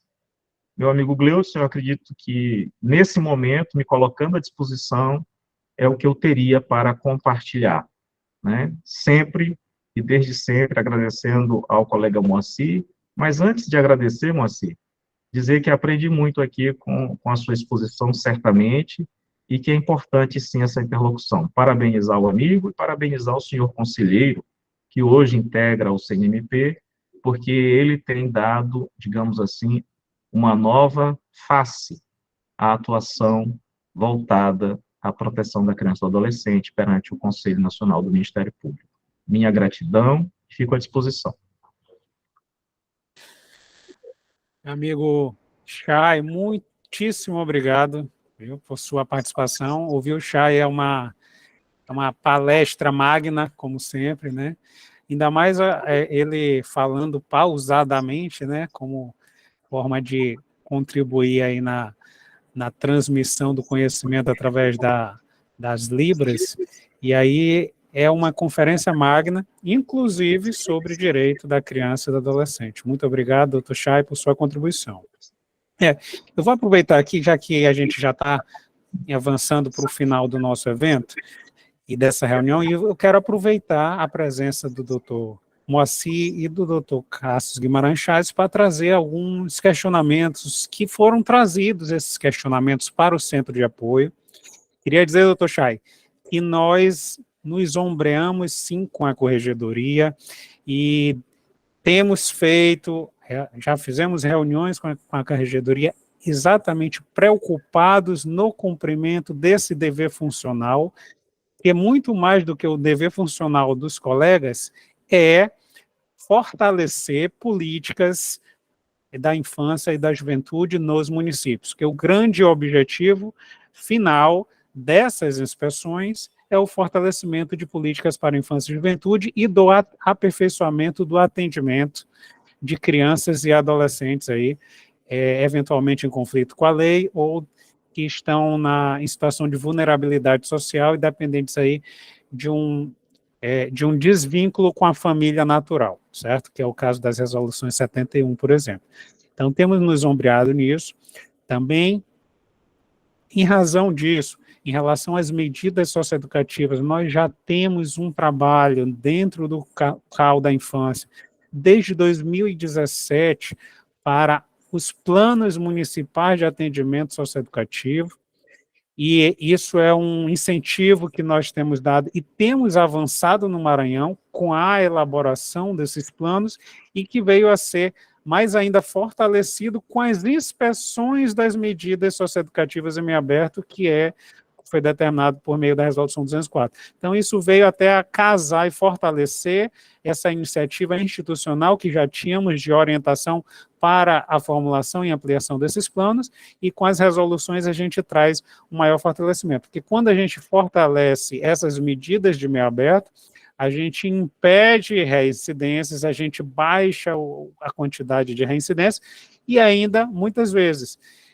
deixa de utilizar o meio fechado, porque quando o meio aberto não funciona, o meio fechado aparece como uma forma de válvula de escape e a gente acaba aplicando uma medida que não é adequada se a gente tiver o fortalecimento do meio aberto. Então, as ações institucionais de fortalecimento do PEMASE iniciadas já de bastante tempo no CAL da infância vieram a ser fortalecidas com essas iniciativas relativas à resolução 204. Mas vamos aos questionamentos. Em relação, doutor Maci, a resolução 71, a resolução dos acolhimentos, né, ela foi pensada para os locais onde existem essas unidades de acolhimento institucional ou familiar. De outra forma, a 204, ela é para todos os municípios, né? Alguns colegas questionaram assim, vem cá, eu não tenho unidade de acolhimento institucional e não tenho unidade de acolhimento familiar. A 204 é para todos os municípios. A 71, ela é obrigatória eu fazer algum tipo de preenchimento? Eu teria que fazer um preenchimento em relação às inspeções da resolução 71, onde, no meu município, que não tenho esse serviço? Primeira pergunta. Segunda pergunta, e aí pode ser até que sirva também aqui para o doutor Chay. Existe um momento de implantação dos serviços, seja qual seja eles, tanto os serviços de acolhimento institucional, acolhimento familiar, medida socioeducativa em aberto.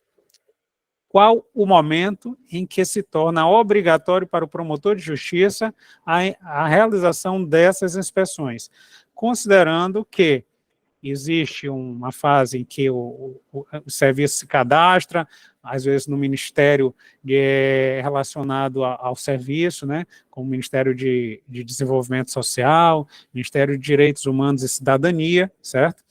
E existe um momento em que é cobrado do promotor. Qual seria esse momento adequado? Porque o cadastro da unidade, ela é feita pelo promotor de justiça. E muitas das vezes, o serviço já está lá cadastrado no Ministério ou na Secretaria de Estado de Desenvolvimento Social, mas ainda não foi cadastrado pelo promotor de justiça e, eventualmente, pode já estar implementado ou em fase de implementação. Então, seria importante esse marco da obrigatoriedade para o promotor de justiça. Terceira pergunta, doutor Moci, em relação aos CREAS regionais. Os serviços de medida socioeducativa em meio aberto, eles, pela tipificação do SUAS, ele em regra, realizado dentro do serviço CREAS. Logicamente, nos municípios de médio porte que possuem esse serviço CREAS, certo? Que não são municípios de porte de até 20 mil municípios. A pergunta é, como os promotores devem fazer a inspeção nos serviços CREAS regionais, que no Maranhão existe em 21 municípios atualmente implementados. Em 21 municípios, são 5 CREAS regionais. Com um detalhe, doutor Moacir, no Maranhão, serviço CREAS, a equipe é itinerante, não possui uma unidade física na região. A equipe CREAS, ela é itinerante, ela é concentrada em São Luís e ela realiza de 15 em 15 dias aquela itinerância nos municípios. Logicamente que existe uma pactuação com o município para o local onde é realizado o atendimento, para o local onde é guardado os arquivos e tudo. Isso normalmente é realizado em um equipamento do SUAS do município. Mas existe essa figura do CREAS regional no Maranhão e sob essa forma itinerante. Tá? Em relação à equipe técnica, alguns promotores ficaram preocupados em responder essas questões relacionadas às equipes técnicas, porque lá no formulário pergunta, promotor se fez acompanhar por equipe técnica? Aí ele responde, não. Aí abre outras perguntas que é relacionadas a por que o promotor não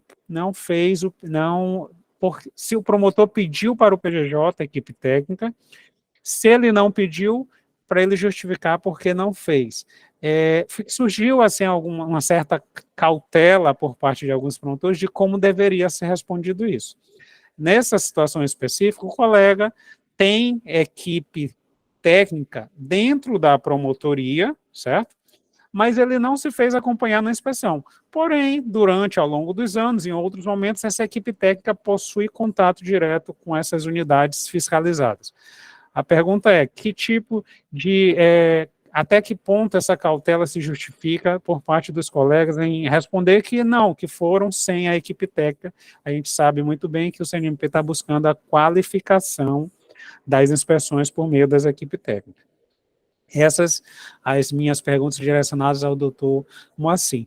E para o doutor Cássio Guimarães Chaes, nosso digníssimo promotor corregedor, de que forma, doutor Chay, em que consistiria a validação feita pela Corregedoria do Ministério Público do Maranhão? Porque quando o promotor preenche o formulário do sistema de resoluções, esse sistema de resoluções, esse formulário é encaminhado para a Corregedoria. Eu lhe pergunto, essa validação, ela é apenas em aspectos formais, para verificar a validade formal da inspeção, ou ela adentra aspectos materiais? Um exemplo, que não tem, por exemplo, o PMASE, certo? Não tem o Plano Municipal de Atendimento Socioeducativo. Aí o promotor responde que não tem. Eu pergunto, nessa validação, abrange esse tipo de informação por parte da Corregedoria, de buscar verificar se dentro do conteúdo também, ou seria apenas uma validação nos aspectos formais? É uma dúvida que nós, promotores, temos em relação a isso. E se surgiu também muita questão de exclusão de unidades. O pedido de exclusão de unidades, basta um pedido formal para a Corregedoria ou precisa se justificar a exclusão de unidade? A pergunta surge a partir da seguinte situação. Um determinado CRAS foi cadastrado, porém o colega já fez o cadastro da unidade correta, por exemplo, de um CREAS ou de um órgão gestor da assistência social. Pergunto nessa situação, basta um pedido para o setor de estatística da Corregedoria de exclusão e estaria resolvido, ou é necessário fazer algum tipo de justificação em relação à exclusão dessa unidade? É isso, eu acho que a gente pode rapidamente tratar desses assuntos. Se surgir outras questões dos colegas, podem fazer também, ou até utilizar aqui do microfone para poder fazer. Tomo assim, inicialmente, com a palavra. Obrigado, Gleudson. Obrigado aí pelas palavras, Cássio. Você é um amigo, né? Então, quem está assistindo, por favor, dê o desconto. Tudo que ele falou. Muito, muito honrado. Vou começar pelo final, as equipes técnicas. O ato inspecional é um ato finalístico. Então, as 3 resoluções, minha interpretação é que elas não obrigam o membro a ir com a equipe. Elas obrigam a instituição a disponibilizar a equipe. São coisas diferentes, né? E isso há uma conexão dessas resoluções, são atos normativos, né? Força de lei, com a recomendação 33, que orienta as unidades a criar essas estruturas. Então, eu acho que é tranquilo o promotor dizer que tinha técnicos, mas que havia atividades prioritárias para esses técnicos, que a unidade funciona muito bem e não vê necessidade, e isso vai ficar registrado. Não vejo, querido Gleudson, maiores questões para o colega se preocupar em relação a isso. Veja, tudo pode ser interpretado no futuro por alguém, pode ser interpretado internamente na unidade, como seria um desperdício dessa atuação. E, pessoalmente, eu acho que há uma perda grande no trabalho de inspeção. Você vai avaliar um serviço técnico complexo e não conta com um apoio. Foi o que eu senti quando o Estado da Bahia começou a enviar os técnicos de Salvador para auxiliar no interior.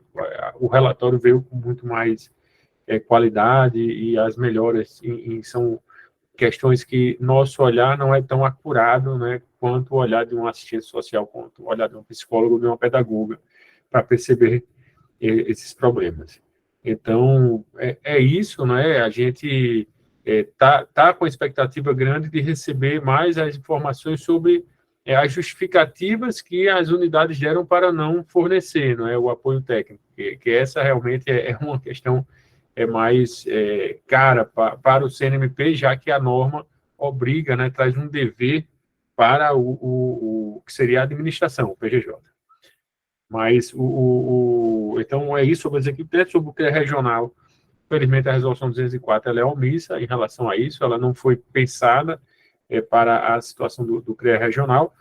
E veja, não há uma sede do CREA regional, né? Então, temos um problema, não é? Realmente, porque o que a gente tem na Paraíba são os 2 estados que estão com essa sistemática aí, que parece mais avançada.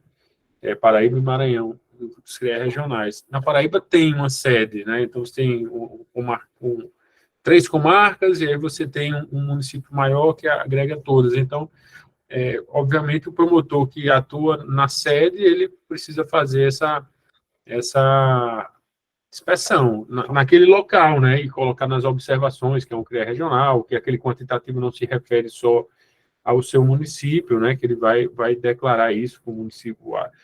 Eu só tenho uma dificuldade de entender como é esse deslocamento de um adolescente para ir ter o acompanhamento de verdade. Não, as equipes se deslocam. Não, o adolescente isso. não se desloca, não. Perfeito. Aí, melhor. O modelo maranhense, eu acho que é tranquilo. E não existe uma sede, mas existe um local, né, para fazer aquele levantamento da estrutura física, né?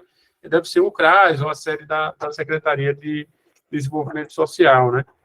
Mas, Gleison, isso, infelizmente, está em aberto. Acho que até o final do ano a gente consegue desenhar aqui que seria uma alteração da resolução para, de repente, o CNMP suprir essas lacunas, né? Mas, por hora, como eu falei no início, né, é algo que depende muito de particularidades regionais e que vai ter uma avaliação inicial aí das corregedorias, das procuradorias gerais locais. Sobre a 204, você pergunta, né? E tem uma conexão dessa Como pergunta. assim?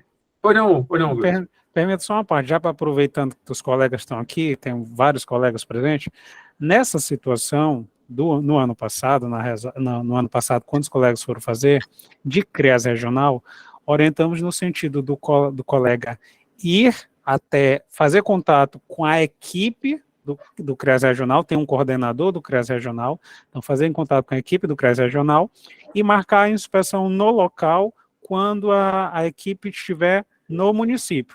E aí ele tem acesso lá no CREAS regional, no local onde é disponibilizado o CREAS regional, aos arquivos de medidas socioeducativas que são executadas ali com apoio do CREAS regional. Então ele faz do seu município, certo? Exclusivamente do seu município, com a equipe técnica do CREAS regional que estará no município. Foi assim que foi. Perfeito.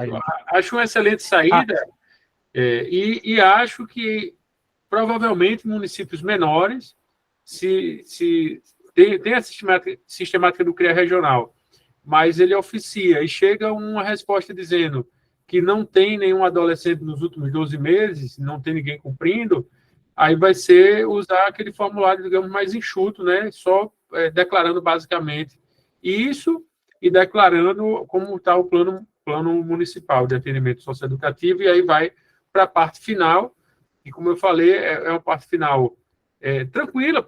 Por exemplo, a parte da equipe técnica. Se não tinha ninguém, eu optei por não levar os técnicos, entendeu? Ele pode fazer uma declaração.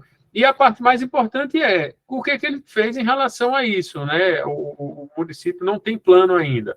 Ou então, realmente, o município tem plano, mas temos padrões aqui de vida da Europa, não há crime, não há atos infracionais, o que eu acho muito difícil, mas, enfim, não tem, está tudo bonitinho, tem um plano, mas não tem ninguém cumprindo a medida, né? Então, nem atos infracionais registrados nos últimos anos, ele usa aquela declaração. Que está bem conectado com a 6771, você pergunta. Não tem instituição de acolhimento, nem programa de acolhimento familiar.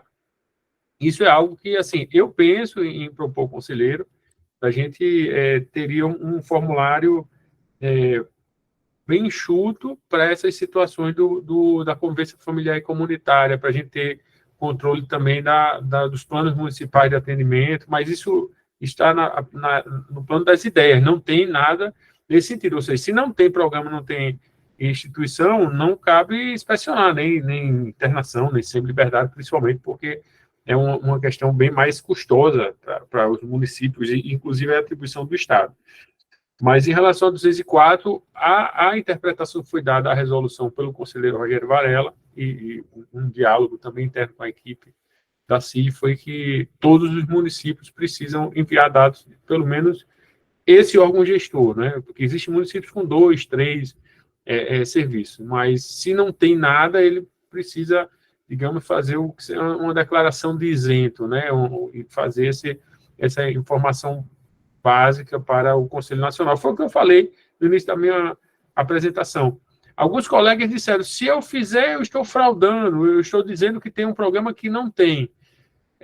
Bem, é uma leitura possível, mas você está totalmente acobertado quando você coloca nas observações gerais e você declara que se trata dessa situação específica. Então, não há nenhum risco para o promotor de estar, seria maquiando dados. Acho que no formulário de 2022 era mais problemático isso, mas com essa opção de 2023 está bem tranquilo, assim, em relação a isso. É isso, eu anotei esses 4 pontos, e aí eu queria só, estamos já aqui 10 para meio-dia, né, sobre a questão de exclusão de unidade, é uma pergunta recorrente para a gente, é uma questão da corregedoria. Se não tem formulário vinculado a ela, eu acho tranquilo, não há maior dificuldade. Se foi feita algum tipo de inspeção, a unidade não pode ser excluída do sistema, é uma configuração do nosso sistema de resoluções. Não cabe excluir, cabe inativar e cadastrar a nova, e a partir de então fazer a inspeção nessa nova. E a validação, eu queria, aproveitando aqui também, minha visão é que a corregedoria precisa fazer uma análise mais criteriosa, não digo detalhada, mas a validação corresponde a uma possibilidade de não validação, né, e de um retorno para o promotor complementar os dados e lançar algo que não está no local certo, como, por exemplo, ele usa as observações gerais para falar em providências que estão de maneira organizada acima. Então, eu sei que é uma questão formal, mas eu vejo isso como uma avaliação técnica de um membro auxiliar, de um assessor da Corregedora Geral, né? E outro ponto é você dizer que não tem plano, e aí nas providências você diz, não fiz nada. Eu vejo um problema, sinceramente óbvio aí, né? Eu não fiz nada, não tem PA, não tem nada, não tem enxau. Vá para o CNMP essa informação. Isso me parece quase uma confissão, assim, uma coisa meio surreal. E aí, até para preservação da instituição, preservação do colega, orientação do colega, caberia a corregedoria. Isso aí é realmente uma visão minha, isso não está regulamentado pelo CNMP, mas eu vejo essa questão como uma certa questão sensível, essa validação. Acho que em algumas unidades a gente tem percebido que não são membros que validam, são servidores. Lógico que o servidor vai dar apoio técnico, mas o ato de validar termina sendo um ato do corregedor geral, né? Um ato de extrema responsabilidade.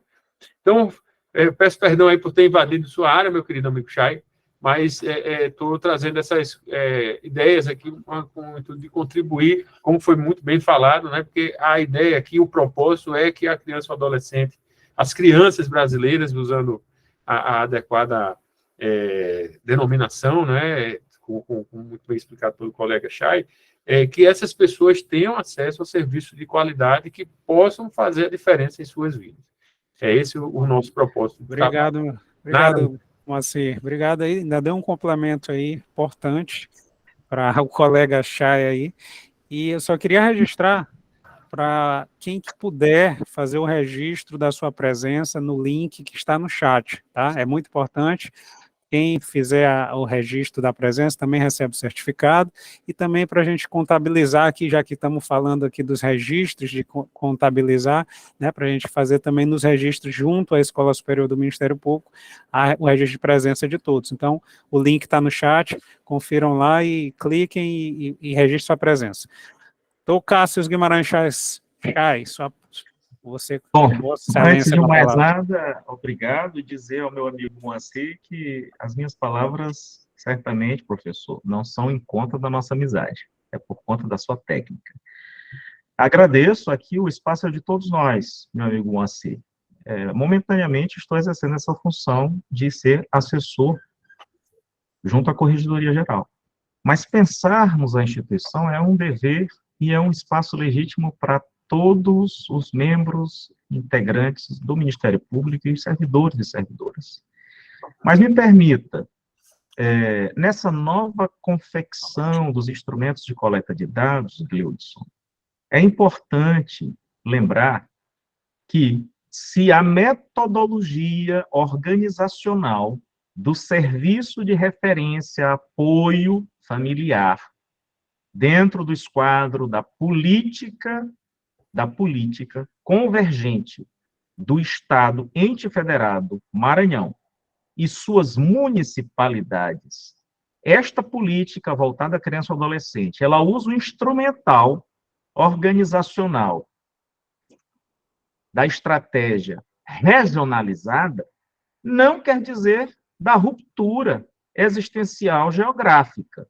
Pelo contrário, aqui me parece que todos os municípios que estejam ao abrigo de uma regional, dentre aquelas 36 que o senhor mencionou aqui do Estado, todos os municípios, eles devem informar que o serviço existe na sua municipalidade. E, não obstante, a fórmula administrativa encontrada para gerir esses recursos diante da demanda e escassez tinha sido a fórmula de um consórcio. Então, fica aqui a sugestão que no novel instrumento, parabéns mais uma vez, Moacir, por isso que eu digo, eu estou lhe parabenizando, não é devendo favor ao meu amigo, é reconhecendo o valor do seu trabalho e da equipe.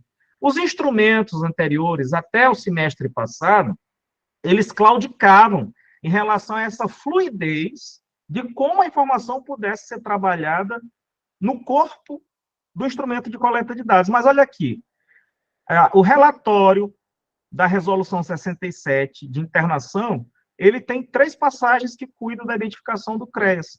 Me parece que é muito possível que o colega lance que existe no seu município e, na adjacência, ele grafe fórmula regionalizada e diga qual é a região do decreto estadual, porque nós temos uma norma que organiza isso.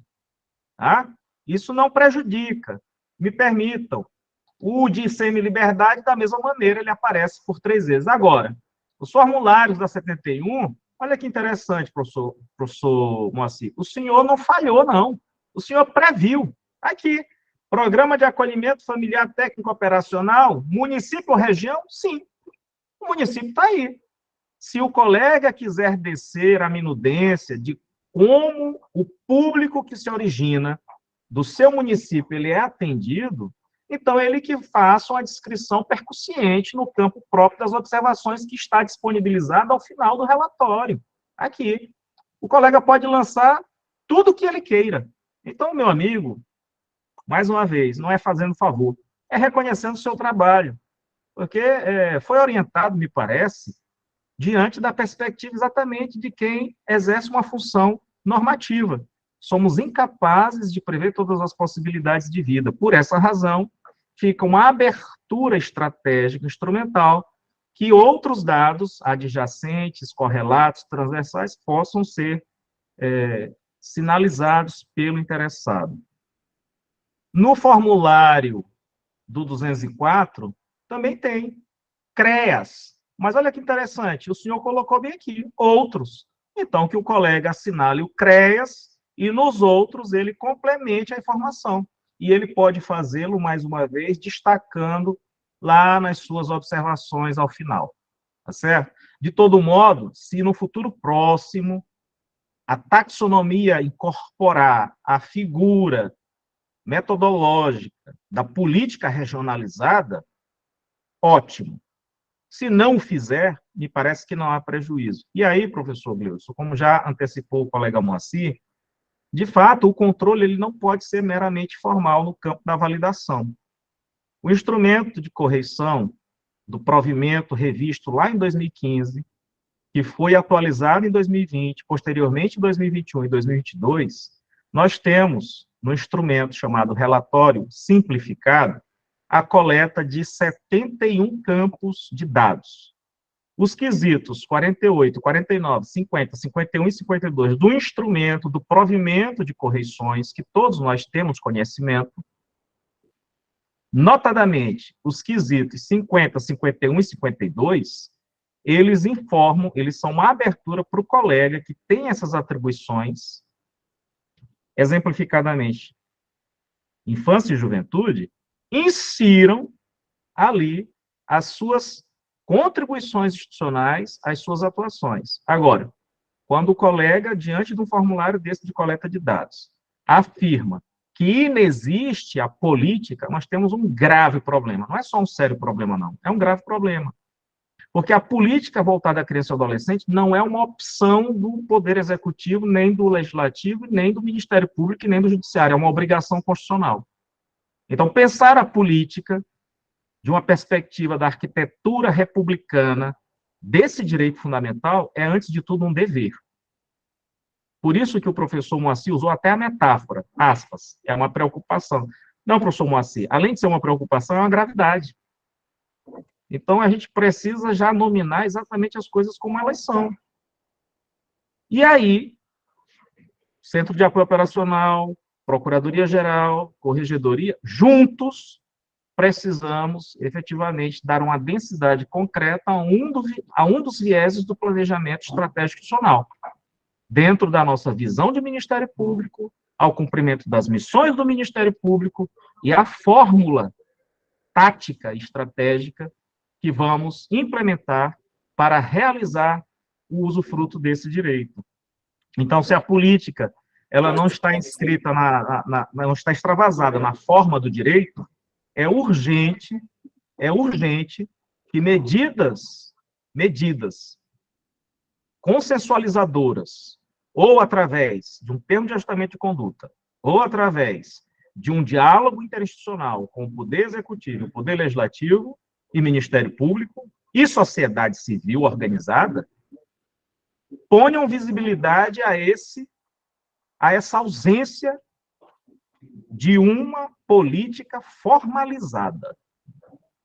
O direito é importante, desculpa eu dizer isso, mas já para encerrar minha participação, agradecendo, doutor Wilson e colega Moacir, e parabenizando por fim. O direito, ele é nosso instrumento para dar visibilidade e exteriorizar, da perspectiva formal, uma decisão política histórica da sociedade. Para que nós tenhamos um compromisso com o valor da norma constitucional. Afinal de contas, lembrando o Luma e encerrando, a Constituição nada mais é do que a exteriorização jurídica das pretensões e das escolhas políticas de uma sociedade.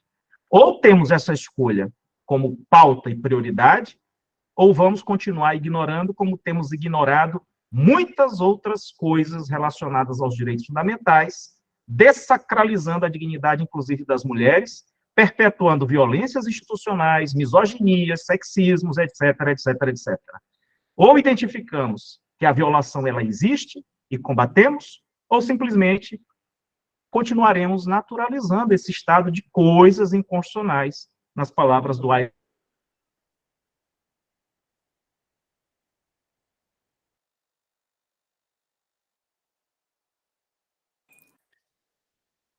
Como o doutor Chay parece que caiu, né?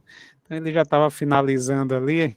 Acho que até o Google, a inteligência artificial do Google, engasgou com tanta densidade doutrinária aí desse final da fala, mas fantástico. Então, agora, para dar seguimento, a gente chama a doutora Ana Luísa. Doutora Ana Luísa, eu acho que foi antes da doutora Ana aí. Luísa encerrar, por favor, eu queria só agradecer mais uma vez por essa oportunidade, desse aprendizado, estar aqui dialogando com o querido Chay, que venham outros eventos, se Deus quiser, presenciais, para a gente se encontrar aí em São Luís, né? Quem sabe numa cidade do interior, assim, de conhecer as boas práticas do MP do Maranhão. Estamos na expectativa da chegada dos relatórios justamente para fazer essa avaliação da nossa programação de visitas técnicas e, quem sabe, a gente, na FIG aqui, organiza uma ida ao estado do Maranhão ainda nesse ano.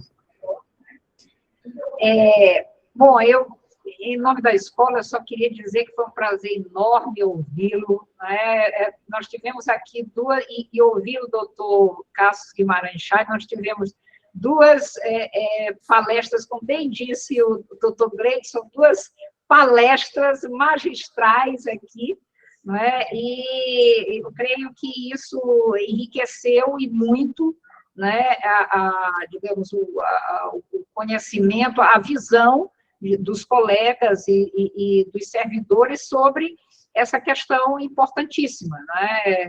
Nós não podemos deixar isso em segundo plano, porque são justamente são essas informações que vão subsidiar o trabalho do promotor de justiça. E então, o preenchimento correto desses formulários, tudo isso nos leva ao fim maior, né, que é bem atender a sociedade no campo da infância e da juventude. Então, eu reforço aqui os nossos agradecimentos ao doutor Moacir Nascimento pela sua importante contribuição. Esperamos, da próxima vez, recebê-lo aqui na Atenas Brasileira, né? E também os nossos agradecimentos ao doutor Cássio Guimarães Chay, né? Sempre disponível, a escola também sempre que pede a sua assistência, a sua contribuição, ele está sempre pronto a nos brindar com as suas brilhantes exposições. E também agradecer ao doutor Gleidson, também, que fez essa mediação magnífica, tentando sempre atender às dúvidas, não é? E ao objetivo de melhor clarificar determinados pontos, que é justamente o objetivo maior desse evento. E, com isso, eu passo a palavra, não sei se alguém ainda gostaria de fazer alguma manifestação, se não, poderemos encerrar. A doutora Ligiane quer fazer alguma manifestação? Então, vou passar para a doutora Ligiane e, de minha parte, poderemos, após a manifestação da doutora Ligiane, poderemos encerrar o evento. Bom, eu gostaria só de agradecer os nossos palestrantes, doutor Moacir, doutor Cássio, excelente palestra mesmo, sei que os colegas aprenderam muito, e mais uma vez parabenizar o doutor Gleidson, que ele sempre muito organizado, merece até um prêmio da escola, já disse para ele, aqui o público é sempre alto nos eventos dele, são, assim, os temas são bastante pertinentes, então, doutor Gleidson, mais uma vez, o CAU Infância está de parabéns. E agradecer a toda a equipe da escola aí pelo auxílio, ajuda, nosso intérprete de Libras e a todo o público que nos assistiu. Muito obrigada a todos. Até a próxima. Obrigada, equipe da Grato, escola. Chay, grato, Obrigada a todos doutor vocês. Moacir, grato a todos. E aos colegas. Até logo.